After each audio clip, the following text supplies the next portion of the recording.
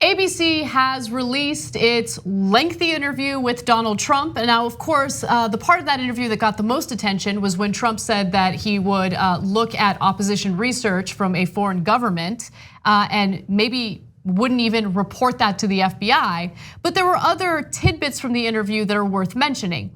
First, there was the moment where he went after Mulvaney in the middle of the interview because of Mulvaney's actions in the middle of the interview. I love this because Mulvaney is nothing more than a Trump lackey, and he gets disrespected here, and I enjoyed every minute. Take a look. At some point, I hope they get it. You're going to turn it over? No, at some point, I might. But at some point, I hope they get it because it's a fantastic financial statement. It's a fantastic financial statement. And let's do that over. He's coughing in the middle of my answer. Yeah, okay. I don't like that, you know? Your chief of staff. If you're gonna cough, please leave the room. Get a shot of, and I'll come over here. You just can't. Just to change the shot. Okay. Sorry, Mr. Trump. Okay, do you want to do that a little differently then? Yeah, we just changed the angle. Okay. Yep. Thank you. So at some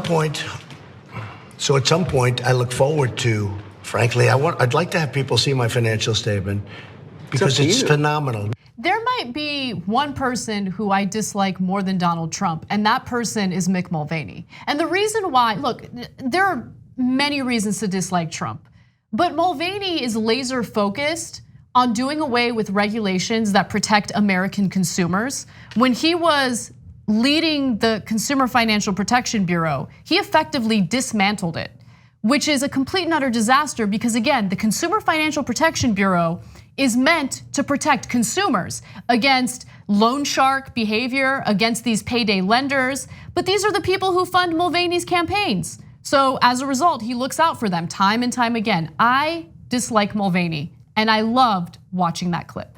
So look, a couple of quick things here. One is, if someone's coughing in the middle of a TV interview, it could be problematic, right?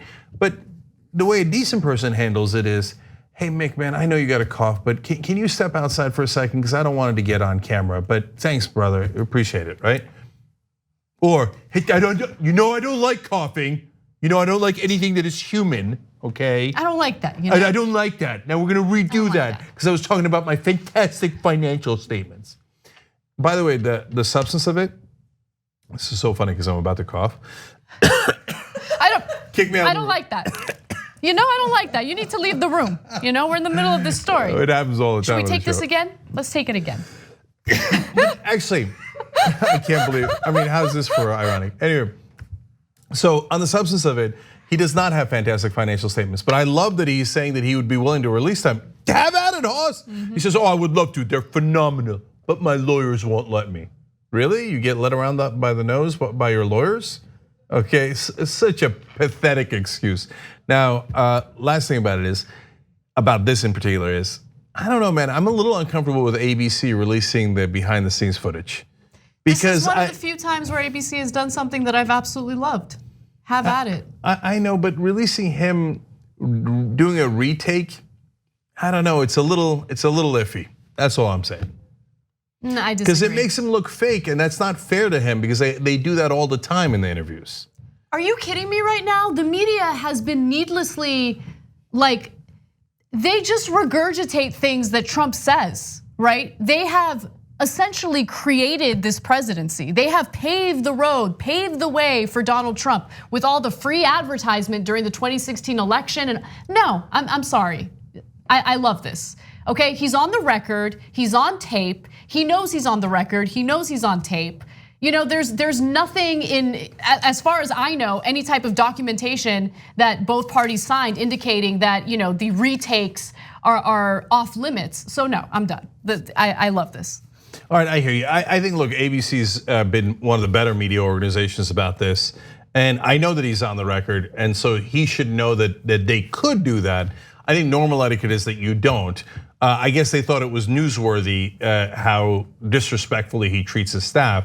That's why Stephanopoulos, you could hear him saying, that's the chief of staff, because he knows that it's not on tape, and he wanted to make sure that later when people saw it, he knew that he was kicking out his chief of staff. I think it is newsworthy because it shows you how members of the Republican Party are willing to do anything and everything for Donald Trump. They are willing to tuck tail, do his bidding, carry out whatever it is that Trump wants to carry out. because they're so obsessed with power and they're so obsessed with being part of that administration that they will take abuse from Donald Trump just to be in some form of power within his administration. The TYT Plus app is now available on iOS and Android. Download to get more TYT content at tyt.com/app.